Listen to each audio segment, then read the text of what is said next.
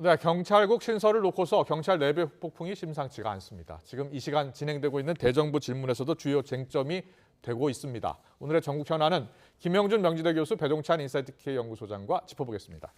어서 오십시오. 안녕하세요. 네, 안녕하십니까. 안녕하십니까. 네. 안녕하십니까. 지난 주말에 경찰서장 회의가 열렸습니다. 전국의 이제 경찰서장급, 총경급이 약 650명 정도 되는데요. 뭐 직접 참석한 경찰서장이 한 60명 가까이 되나 봐요. 그리고 이제 온라인 참여도 있고요. 먼저 두 분은 이 경찰서장 회의에 대해서 어떻게 평가를 하세요? 일단은 뭐 여러 가지 각도에서 볼 수가 있겠지만 예. 양쪽 모두 다 이 부분에 대해서 국민을 과연 설득시킬 수 있을까라는 생각이 좀 듭니다. 예. 그러니까 저는 어떤 일이 벌어지면은 그 상황에 대한 것에 대한 배경에 대한 것들을 좀 얘기를 해야지 국민들이 이해가 될 것 같은데요. 네. 일단은 지금 뭐 지난 정권 때에 검경 수사권 조정 그리고 검수완박 이거는 검찰에 대한 민주적 통제를 하기 위해서 필요한 조치라고 얘기를 했습니다. 네. 그렇게 되면 이제 경찰이 굉장히 많은 권한을 갖게 됐다고 했을 때 그때도 나온 거 지금만이 아니에요. 그 당시에도 어떤 일이 문제가 됐냐면 그러면 경찰이 어떻게 민주적으로 통제받을 수 있을 것인가에 대한 것들을 분명하게 짚고 넘어가야 된다는 얘기를 한 거죠. 네. 근데 그 부분에 있어서 지금 이제 전 두 가지 오류가 있다고 보는데 첫 번째 오류는 뭐냐면 경찰이 수사만 하나요? 경찰은 수사만 하는 게 아닙니다. 치안도 있고 경비도 있고 시민 안전도 있다고 한다면 경찰은 당연히 통제받아야죠. 네. 다만 경찰의 수사에 있어서의 독립성과 중립성에 대한 문제를 구별해서 해야 되는데 무조건 통제를 받아서는 안 된다라고 얘기하는 거는 잘못된 오류라고 먼저 지적을 하고 싶고요. 예. 두 번째는 그러면은 장관이 통제하는 것은 받아들이기 어렵고 경찰위원회를 통해서 통제하는 거는 이제 받아들이겠다고 경찰이 얘기한다면 예. 그럼 과거에 민정수석실이 있을 경우에 민정수석실에 의해서 경찰이 통제됐을 때는 왜 침묵했었었죠? 그럼 문제를 제기를 하고 싶어요. 그런데 네. 문제는 뭐냐면 지금 검수완박 통해서 경찰이 굉장히 비대한 기능을 갖고 있고 이 정부 들어와서 지금 민정수석실을 폐지했지 않습니까? 예. 그러면 경찰에 대한 민주적 통제를 어떻게 할 것이냐가 지금 초점이 돼야 되는데 예. 어떤 방식에 의해서 통제될 것이냐는 지금 밝혀진 게 아무것도 없어요. 그러니까 조직이 예를 들어서 행안부내 경찰국 신설하냐 신설하지 않느냐라는 걸 가지고서 논쟁이 벌어지고 있는데 네. 실제로 수사 문제에서는 중립성을 지켜야 될 수도 있지만 기본적으로 어떻게 구성하고 어떻게 운영되고 진짜 경찰국을 만들었는데 굉장한 압박을 하고 통제를 한다고 한다면 그때는 지금 이슈로 이게 문제가 있다. 네네. 그 평검사 회의를 할 때는 뭐냐면 추미애 장관이 검찰총장을 직무 배제를 하니까 이거는 부당하다고 얘기를 했는데 지금 어떤 일도 지금 벌어지고 있는 건 아니에요. 예. 조직 구성을 하고 있는 이 상황 속에서 딱 문제 제기가 나오고 충돌을 하니까 야 이거는 지금 국민들이 입장에 굉장히 혼돈스럽다. 왜 뭐가 문제가 되고 있는지에 대해서 경찰국이 만들어지면 도대체 어떤 일이 벌어지는가에 대한 부분들이 아직까지는 국민들이 체감을 하고 있지 못하고 있기 때문에 저거는 굉장히 불미스러운 좀 논란거리가 되고 있다고 볼 수 그렇군요. 있겠습니다. 이제 경찰국 신설에 대해서 이제 경찰서장 회의에서는 어떤 결론이 나왔었냐면요. 이제 견제와 균형에 입각한 민주적 경찰 통제에는 동의하지만 경찰국을 설치했을 경우에 이제 역사적 퇴행이다. 그러니까 사실상 경찰 길들이가 될 수 있다. 인사 권한을 갖고 있기 때문에 이렇게 주장을 했고 성명까지 발표를 했습니다. 경찰의 반발 또 서장 회의에 대해서는 어떻게 보세요? 김영준 교수님께서 굉장히 중요한 걸 말씀 주셨습니다. 경찰이 통제를 안 받겠다라고 이야기를 하고 거부하고 있는 것이 아니거든요. 예. 우리가 쿠데타 또는 준쿠데타라고 하는 것은 정권을 뒤엎는 일입니다. 지금 어느 경찰이 정권을 뒤엎겠다고 이야기를 헌법을 부정하는 발언을 한 이가 누가 있습니까? 없거든요. 그러니까 바로 이 부분이 예고됐던 일이에요. 왜냐하면 소통이 패싱된 겁니다. 그렇다면 이 중요한 갈등까지 유발될 수 있고 이른바 총경회의라고 하는 것까지도 모임을 가질 수밖에 없는 사태를 예상하지 못했을까? 김영준 교수님도 예상하고 저도 예상을 합니다. 왜? 이런 일련의 정치적인 상황 국면은 초래될 수 있겠구나. 왜? 소통이 패싱됐으니까. 네네. 31년 만에 탁하고 쳤더니 억하고 죽었다는 바로 87년의 박종철 사건에 대해서 더 이상 이제 치안본부 안 되겠다. 국민의 인권을 보호하는 경찰이 독립을 해야 되겠다라고 이야기를 한 거지. 예. 대통령실의 민정수석실이 마구잡이로 경찰을 통제하는 기관이 아니거든요. 통제하는 기능을 가진 게 아닙니다. 그래서 경찰국을 설치할 수도 있겠죠. 네. 그렇다면 그 전에 중요한 것이 뭘까? 바로 이 소통입니다. 아. 갈등이 일어날 수도 있기 때문에 그러면 치안 정감이나 또는 검찰 수뇌부 또는 공청회를 할 수도 있는 거죠. 예. 그리고 야권의 더불어민주당도 더 불러서 한번 좀 이야기해 봅시다. 또 대통령실에 모여서 이 사안에 대해서 그러니까 국민들은 뭘 보냐면 경찰을 대상으로 소통하는 것도 중요하지만 국민을 향해서 소통하는 것도 참 중요합니다. 국민들에게 오히려 더 힘을 얻을 수도 있잖아요. 네. 국민들을 충분히 이해시켰더니 국민 여론이 그래, 이거 경찰국이 꼭 필요할 것 같은데요. 이런다면은 정부에서도 이 경찰국 설치를 주도할 수 있는 것이 얼마나 좀 더 힘을 받을 수가 있는 일이거든요. 근데 최근에 발표된 수치는 말씀 안 드립니다. 여론을 보면은 경찰국에 대해서 국민 여론이 설치에 대해서 힘이 실려 있지 않아요. 예. 얼마 전까지 남대문 경찰서 앞에서도 심지어 그 수많은 사람들이 서울역을 왕래하는 사람들이 경찰국 설치 반대, 지금 현수막이 이제는 사라졌습니다. 그렇다면 할 수도 있고 안 할 수도 있죠. 하지만 더 중요한 것, 더 가치가 있는 것, 소통을 왜 안 할까요? 알겠습니다. 무엇보다 소통이 중요하다 이런 말씀 해주셨는데 경찰국 신설에 대해서 여야 입장이 엇갈리고 있고요. 특히 초유의 경란 사태에 대해서 이상민 행정안전부 장관은 확고한 것 같습니다. 경찰국이 반드시 필요하다는 생각인데요. 오늘 브리핑도 있었습니다. 기자회견에서 어떻게 이야기했는지 듣고 이야기 나눠보겠습니다. 대통령실에 파견된 민정수석실, 치안비서관 등이 경찰 공무원들을 통해서 음성적으로 경찰 업무를 지휘해 왔습니다. 이러한 시스템에 의할 경우에는 이미 기소되어 재판 진행 중인 울산시장 불법 선거 개입과 같은 사건, 그리고 현재 수사 진행 중인 탈북어민 강제 북송 사건에서의 불법적인 경찰 특공대 투입 등과 같은 불법이 자행될 수 있습니다. 신설되는 경찰국은 과거 치안 사무를 직접 수행하던 치안본부와는 명백히 다릅니다. 그리고 야권 등에서 문제 삼고 있는 정부조직법 제34조에 규정된 치안 업무를 수행하는 것이 전혀 아닙니다. 네, 지금 과거 치안본부와는 성격이 다르다라고 이야기하고 있는데 이제 국민들이 많은 분들이 어떻게 다른지는 지금 잘 이해를 못하고 있는 것 같아요. 이제 주장은 이런 거예요. 국세청은 이제 기재부 세제실의 통제를 받고 있고 또 검찰은 법무부 내에 있는 검찰국의 통제를 받고 있다. 그런데 경찰은 그동안 민정수석실의 통제를 받았었는데 민정수석실이 없어졌으니까 이제 경찰국을 신설하는 것이다라는 논리예요. 근데 경찰들은 과거의 치안본부로 돌아가는 것 아니냐 이런 우려를 강하게 하고 있는 거거든요. 두 가지 면에서 조금 이제 경찰 입장을 좀 명쾌하게 해야 되는데요. 네. 과거로 돌아가기 전에 그러면 그동안 경찰이 철저하게 정말 민중의 지팡이로서 역할을 했는가? 예. 반성과 성찰을 먼저 해야 되는 거 아닌가요? 네. 지난 정권에 있었던 불미스러운 일들이 굉장히 많잖아요. 드루킹 사건에 관련된 문제 포함해서 지금 탈북어민에 관련된 것들, 그리고 울산 선거 개입 문제. 그때 왜 경찰이 침묵했을 때 아무런 조치를 취하지 않았었죠? 그럼 그 밑에 있는 경찰청장들도 총장들도 이건 잘못한 거니까 왜 우리가 이런 식으로 가야 되냐고 단 한 번도 규탄한 적이 있나요?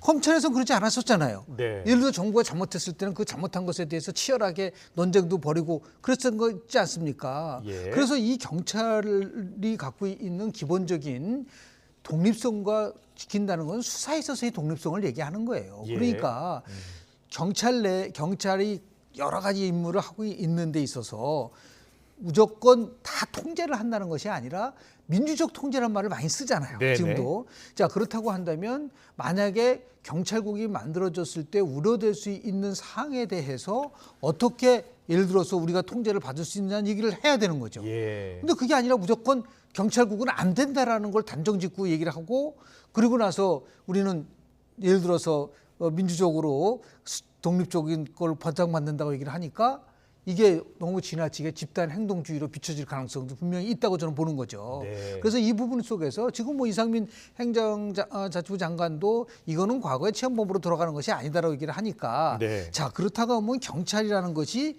준사법기관이냐 아니거든요. 그러니까 철저한 나름대로 정부 기관이라고 하면 통제받는 거는 어떻게 보면은 자연스러운 걸 수도 있어요. 예. 그러나 이게 과거와 같은 식의 통제가 되는 거를 어떻게 하면 막을 것인가를 머리를 맞대고 이거를 풀어나가야지 자신들이 원하는 쪽으로 가지 않으면 이건 잘못된 거고 이쪽은 원하는 쪽으로 끌고 아. 가겠다 이렇게 하니까 예, 예. 이게 미숙한 거죠. 네. 한밀하게 아주 그 이런 면에서 보면 이건 충분히 이거는 해결할 수 있었다고 보는데요. 네. 조금 전에 우리 배 소장이 말씀하신 것처럼 갈등이 일어날 수밖에 없는 상황이라고 한다면 이것을 어떻게 잘 나름대로 조율할 것인가. 그게 바로 리더십의 시험대에 오른 거거든요. 그런 면에서도 볼 필요가 있다고 보는 거죠. 알겠습니다. 자, 이 먼저 반성을 좀 해야 되는 것 아니냐라는 지적을 해주셨고요. 지금 권성동 대표가 이야기하는 게 청와대가 그동안 인사권 행사했을 때는 왜 그 당시 때는 경찰이 침묵을 했었느냐라는 이야기와 그리고 지금 인사지원부서 만든다니까 집단 행동에 나서는 것은 뭔가 정치 세력화하려는 것 아니냐라는 비판을 하고 있어요. 반면에 우상호 위원장은 과거에 평검사 회의 때는 가만히 있더니 왜 총경 회의 때 왜 징계까지 하면서 감찰까지 하느냐라는 비판이거든요. 뭐 두 양쪽 뭐 여야 입장 차가 있긴 합니다만 경찰의 최근 이 움직임에 대해서는 어떻게 보세요? 우선적으로는 검찰과 경찰을 수평적으로 비교해서는 안 될 일인 것 같아요. 아, 그래요? 그동안 우리가 지극히 견제를 해왔던 것은 검찰의 세력이 너무 크다. 누가 봐도 숫자의 문제가 아니라 2천여 명이라도 그 2천여 명이 가지고 있는 막강한 권력이 문제가 되는 거죠. 예. 숫자가 적은데 권력의 크기가 훨씬 크면 문제가 되는 거잖아요. 경찰은 가족들끼리 합하면 15만 명, 직장협의회까지 포함하면 20만 명, 몇만 명인데 자 그냥 우리 시청자분들께 여쭤볼게요. 예. 아니면 진행자분께 여쭤볼게요. 검사의 힘이 셉니까? 경찰의 힘이 셉니까? 초등학교 우리 상암 초등학교 학생한테 물어보면 어이구 검사는 대단한 분 아니에요? 이렇게 이야기를 할 거예요. 그렇다면 우리가 합리적으로 이 부분을 논의하자는 거죠. 정쟁의 도마 위에 올리지 말고 그러면 첫 번째 예. 경찰국 없이 경찰 통제는 과연 불가능할까요? 경찰위원회도 존재합니다. 그렇다면 류삼령 총경 정확히는 대기 발령자의 발언이 아니더라도 예. 그러면 경찰위원회를 좀 더 다각도로 강화해서 예. 이른바 경찰을 전국적으로 자치위원회도 있으니까 통제할 수 있는 방법은 전혀 없는 걸까요? 그렇다면 또 하나 경찰국을 설치하더라도 이것이 경찰을 통제하거나 또는 경찰의 수사에 개입하거나 그런 오해를 살 수 없는 방법은 없을까요? 정말 경찰국을 하더라도 정말 15만 명의 경찰이 이해가 되네요.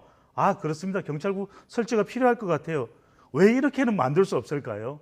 그러니까 분명히 우리는 이 충돌을 충분히 완화시킬 수 있는 시도를 할 수가 있거든요. 예. 그래서 이것을 자꾸만 검사와 경찰을 비교하고 서로 갈등하게 만들고 이걸 정치권에서 할 일은 아니라는 것이고 저는 굉장히 냉정하게 따져볼 필요가 왜 지금 중도층과 여성과 MZ세대는 이 경찰국에 대해서 여론이 우호적으로 무게가 실리지 않을까요? 일단은 내용을 잘 모를 거예요. 경찰국이 뭐지? 그렇다면 저는 경찰을 설득하기 이전에 국민들을 먼저 설득을 하는 것이 필요하다는 네. 거예요. 그러니까 하지 말라는 게 아니라 어떤 정책이든 간에 국민의 공감을 얻는 것이 더 필요할 겁니다. 알겠습니다. 자, 경찰 인사 그동안 이제 민정수석실이 사실상 통제를 해왔잖아요. 민정수석실이 없어졌기 때문에 어딘가는 이제 경찰 인사를 들여다 봐야 될 겁니다. 그렇지 않으면 경찰청이 독립적으로 인사권도 행사할 수 있게 되니까요. 네네. 이제 경찰 행정위원회가 있으니까 그 위원회를 좀 기능을 강화하는 게 어떻겠느냐는 게 이제 배 소장님 말씀이시고 이제 정부 입장은 경찰국을 만들어서 통제를 할 필요가 있다는 거 아닙니까?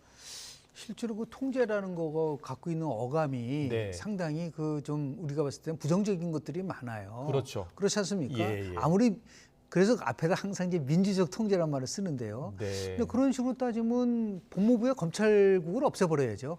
그런 그것도 논리 위원회가 그런 있으니까. 그런 거 예. 했으니까. 그럼 검찰위원회 없습니까? 검찰위원회 검찰위원회 있어요. 네. 경찰위원회도 다 있는 거죠. 그러니까 지금 정부가 고민하는 거는 그나마 민주적 통제를 하기 위해서 어떠한 절차와 어떠한 조직을 만들어줄까? 그렇다고 해서 전혀 없는 걸 새로 만들 수는 없지 않습니까? 예, 그러니까 예. 일부에서는 이렇게 경찰국을 만드는 것도 정부 조직법상에 이제 국회 논의가 필요하다고 주장하는 부분들도 있고 어느 쪽에서는 그게 아니다. 시행령 가지고 된다고 하는 것도 있고 이 문제 쟁점들이 많지 않습니까? 예, 예. 근데 국민들의 입장에서 봤을 때는 우리들의 삶이 경찰이 변화가 됐을 때 어떻게 되느냐가 관심이 있는 것이지. 그렇죠. 예. 누가 통제하고 누가 예를 들어서 가져가느냐라는 걸 가지고는 너무 정치화된. 그러니까 우리가 항상 그동안 문제됐었던 게 뭐였었냐면 사법의 정치와 정치의 사법화.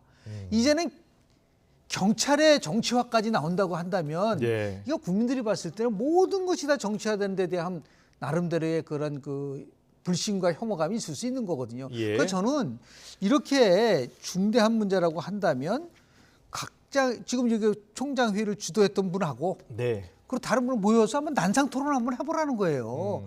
YTN에도 좋고 모여서 국민들이 바라보고 아니 KBS 공영방송에서 그걸 못하죠. 다음 달 2일 일단 경찰국을 출범시킨다는 게 지금 그러니까 행정안전부 경찰국이 입장이거든요. 출범이 됐다. 예. 이상민 오늘 저 장관도 그 내용을 정확하게 우리가 보고 아. 이게 문제가 있을 수 있다. 예. 이런 부분 속에서는 안 된다고 돼야 되는데 지금 어떻게 운영될지도 전혀 지금 모르는 상황인데 무조건 행안부 내에 경찰국은 안 된다라고 단정적으로 얘기를 해버리니까 오히려 지금 소통 얘기를 하셨는데 누가 소통을 끊었느냐. 양쪽이 다 소통을 거절한 거죠. 그렇게 볼 수 있겠네요. 네. 예. 일단은 좀 더 시간을 가질 필요는 있을 것 같아요. 네, 양쪽이 지금 워낙 충돌하고 있고 또 우리 국민들이 충분히 이해할 수 있는 그런 시간이 좀 부족한 게 아닌가 두 분 다 그런 말씀을 해주셨습니다. 이런 가운데 윤석열 대통령 국정 지지율이 또 나왔는데요. 자, 보겠습니다. 윤석열 대통령 국정 수행 평가 지지율이 33.3%, 부정이 63.4% 나왔습니다. 뭐 지난번 조사 때와 거의 달라지지 않았네요. 자, 어떻게 보셨어요? 예. 제가 뭐 지난 시간에도 말씀드린 것 같은데 네. 35% 법칙과 어떤 때는 뭐 55% 법칙, 저는 60%의 법칙이라고 좀 얘기를 하는데요. 이게 부정이 60%를 넘어가는 경우에는 상당한 혼란이 올 수밖에 없다. 대통령 국정 운영의 동력을 특히 개혁을 끌고 갈 수가 없어요. 그 대통령 국정 어젠다를 끌고 갈 수가 없습니다. 각종 모든 현안에 대한 여론조사가 대부분 비슷하게 그렇죠. 부정평가가 높거든요. 근데 그 부정도 예를 들어 데드크로스가 나오더라도 오차 범위 내에서 데드크로스냐라는 거는 언제든지 이게 변화가 예, 가능하지만 지금은 거의 2배 가까이 오잖아요. 네. 그러니까 33%와 63% 이렇게 굉장히 지금 30%포인트 차이가 난다는 거는 저게 뭐 지난주와 비교했을 때 거의 변화는 없어요. 그러니까 마지노선이겠죠. 그리고 예. 더 나가서 제가 볼 때는 지금 윤석열 대통령의 지지가 55% 이상을 넘기는 힘들어요. 우리가 굉장히 양극화돼 있기 때문에 그렇다고 네. 한다면 최하 30에서 아마 55 사이를 왔다 갔다 할 거다. 근데 30%가 넘었으면은 20%로 떨어진다는 거는 굉장히 위험한 신호라고 볼 수밖에 없는 거잖아요. 근데 지금 굉장히 근접해 있기 때문에 수위가 점점 높아지고 있는 거기 때문에 댐을 어느 순간에 이게 빵 터져버렸을 때 올 수 있는 위험성이 많기 때문에 네. 저거를 극복할 수 있는 나름대로의 여러 가지 조치, 특단의 조치를 취해야 되는데 지금 나와 있는 여러 가지 정책적인 문제라든지 아니면 지금 우리가 그동안 얘기했었던 이 경찰국 문제를 둘러싸고 있는 그러니까 국민들은 그 아주 내용보다는 한 출범한 지 2달밖에 안 된 정부에서 어떻게 저런 일이 벌어질까? 그게 오히려 더 지지율을 떨어뜨리고 끌어올리지 못하는 요인이 될 수 있다라는 거를 말씀 좀 드리겠습니다. 그렇군요. 지금 예. 대통령 지지율을 보면은 한 번 더 보여주시면 좋겠는데 네. 매주 월요일 날 지금 우리가 더 뉴스를 통해서 아주 심층 분석을 해드리거든요. 네. 그러니까 무슨 다른 어떤 이유가 있어서가 아니라 지지율이 올라가야 대통령이 국정 수행 운영을 주도할 수 있는 거죠. 여소야대 국면에서. 그리고 개혁 과제도 이행을 해나갈 수가 있는 것이거든요. 예, 예. 근데 지금 보면은 그래프를 보시면 이제 횡보를 합니다. 네. 횡보를 한다는 이야기는 하락세는 일단 강보합이 됐습니다. 그 이야기는 적어도 지지층들의 위기감에 따른 결집, 예. 또 하락세 차단액으로 볼 수 있는데 그러면 끌어올려야 될 거 아닙니까? 네네. 그러면 끌어올릴 수 있는 에너지는 뭐냐? 에너지는 바로 중도층을 견인하는 겁니다. 아. 다른 조사를 보더라도 큰 차이가 없거든요. 네. 행보하고 있는 지지율을 견인하는 것은 지금 움직이지 않고 있는 이 중도층을 견인하는 방법은 우리 더 뉴스 시간을 통해서 제가 분석을 하고 김병준 교수님께서 추가 분석을 해주셨던 분입니다. 통소협. 결국 MZ 세대 2030 지지율이 올라가야 되고 그렇군요. 여성들이 예. 남성보다 더 올라갈 때 그리고 중도층이 함께 무당층이 지지 정당이 없다는 무당층이 올라갈 때거든요. 이때는 이들은 무엇에 움직이느냐? 당장 3달도 안 된 윤석열 대통령이 어떤 성과를 낼 수가 없습니다. 그렇다면 통소협입니다. 통합의 메시지, 네. 그다음에 소통에 더 적극적으로 노력하는 모습. 그러니까 스타 장관 100명보다도 소통을 위해서 노력을 기울이는 윤석열 정부의 면모, 이걸 보고 싶어요. 마지막으로 협치입니다. 대정부 질문하는데 계속해서 서로 대결 구도, 서로 막 맞받아치는 예. 맞받아치는 형태로 가서는 중도층이 바뀌질 않거든요. 그래서 이걸 통해서 저는 긍정이 50% 이상 올라가야 윤석열 대통령이 원하는 어퍼컷을 할 수 있다. 이런 판단입니다. 근데 좀 지적을 하고 싶은 거는요. 네. 자, 아주 세부적으로 설명을 잘 해주셨는데 이렇게 지지율이 떨어지는 가장 큰 원인은 윤석열 다음이 보이지 않는다는 거예요. 아. 그러니까 윤석열 대통령이 됐을 때 갖고 있는 기대감들이 다 있거든요. 네. 그 기대감이 무너진 거죠. 그러면 윤석열 대통령이 됐을 때 어떤 거를 사람들이 기대했을까요? 제일 먼저 기대했던 거는 문재인 정권 때에 무너졌던 공정과 상식을 바로 세워라. 예. 이게 첫 번째였었지 않습니까? 그런데 인사에서 그게 무너진 거란 말이에요. 네. 공정과 상식이라는 부분들이. 예, 예. 두 번째는 뭐냐면 그 오만한 문재인 정부 때 그 오만한 태도에서 벗어나라는 거거든요. 그런데 지금 보면은 오만하게 느껴지는 거예요. 막 밀어붙이게 하고 아. 전 정권이 잘못했지 우리가 뭘 잘못해 이런 오만함이라든지요. 그리고 더 나가서 국민들에게 꿈과 희망을 줄 수 있는 정책적 어젠다, 대통령 어젠다가 보여야 되거든요. 우리가 정권을 잇는 한이 있더라도 지지율이 10% 아래로 떨어지더라도 이런 개혁은 반드시 합니다. 그래서 유럽의 병자에 쓰던 독일을 살렸던 슈레더 총리와 마찬가지로 네. 그런 것들을 보여줘야지만이 지지율이 올라가지. 뭐 MJ, 여성, 중도 이 전체를 관통할 수 있는 힘은 윤석열 다음으로 빨리 돌아가라라는 네. 거를 좀 충고 좀 해주고 싶습니다. 아유, 두 분이 워낙 좋은 말씀 많이 해주셨습니다. 공정과 상식, 또 오만한 태도 버리고 또 새로운 어젠다, 개혁 이슈를 적극적으로 추진해라. 통합, 소통, 협치해라. 이렇게 말씀해 주시는데 지난주에 나온 그 방안 가운데 하나가 스타 장관 이야기가 나왔습니다. 그래서 장관들 그리고 청와대 대통령실 적극적으로 나서서 국민과 소통하라 이런 이야기를 했습니다. 이 소통이란 측면은 이제 이해가 되는데 이제 스타 장관 이야기가 나오면서 한동훈 장관이 이제 그 티타임 기자들과의 티타임을 부활했어요. 이것도 재밌는 이야기가 되는 것 같습니다. 먼저 한동훈 장관의 이 티타임은 어떻게 보세요? 부활한 거라고 얘기를 하잖아요. 네.